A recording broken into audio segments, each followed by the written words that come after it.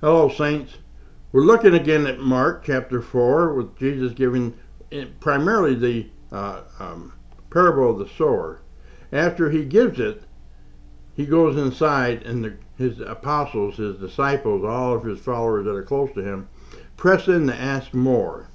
And in that discussion, he quotes, by the way, out of Isaiah, where he says, saying to them, to you has been given the great mystery. That's the ones who press in. Have been given the great mystery of the kingdom of God. But those who are outside, they get everything in parables. You see the difference now between outsiders and insiders. In order that while seeing, he's quoting from Isaiah 6, in order that while seeing, they may see and not perceive. While hearing, they may hear and not understand, lest they return and be forgiven. It's not that he's purposely keeping them in the dark, but they're unbelievers. They're not really there to learn. He's just the latest fad that they're following around. It's those who press in are the believers. They're the ones who get the message and the understanding. And then he explains to them what the parable is. At the end of this whole section, there around verse 33 and 34, he says, and with many, he says, much parables. He was speaking the word to them as they were able to hear it. And he did not speak to them without a parable, but he was explaining everything privately to his own disciples. Jesus taught this way. He gives the grand story, and to the insiders he gives the details. And he does this, for instance, in John chapter 6. It's not just in the parables, it's in the way he teaches. In John chapter 6, he feeds the 5,000. At the beginning of this chapter, and by the way, this story is in all four of the Gospels.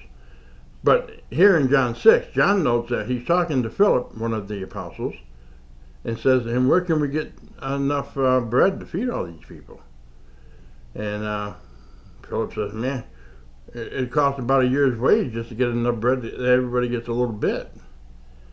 And then in parentheses it says Jesus said this knowing what he was going to do. He purposely gave them the miraculous feeding, that they would see him as the new Moses. And then knowing that, they would go and lay hands on him and make him their king. See, they would be associated with what Moses said in chapter 18, verse 15, where he says, God will send you a prophet like unto me, Moses says.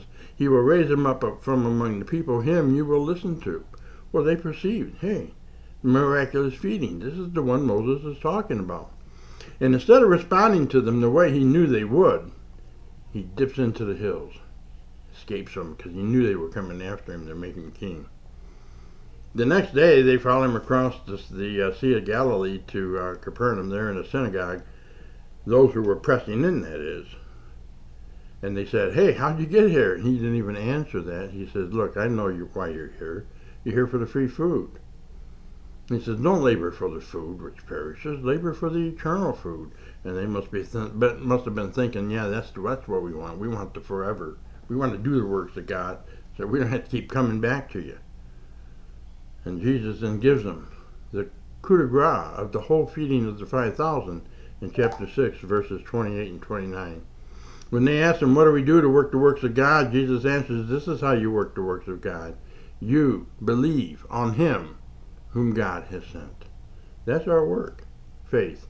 It's a faith walk in him, Jesus, whom God had sent. That's our work. We don't earn our way to heaven.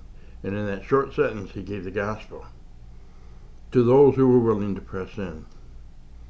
But it's interesting, he went on to preach that I am the bread sent down from heaven. I am the eternal bread. One who eats my flesh and drinks my blood will live forever. Him I will resurrect in the last day. 3 times he says that. And they don't understand him. They think he's talking about cannibalism. And many left from following him that day. And even the disciples were confused. He said, you're going to leave me too? They said, well, we don't understand, but we have nowhere else to go. We're going to stay with you. We're going to stay with the program. But even they were confused. They did not understand. Jesus teaches in some very interesting ways. but only to those who press in do you get the goods. Blessings.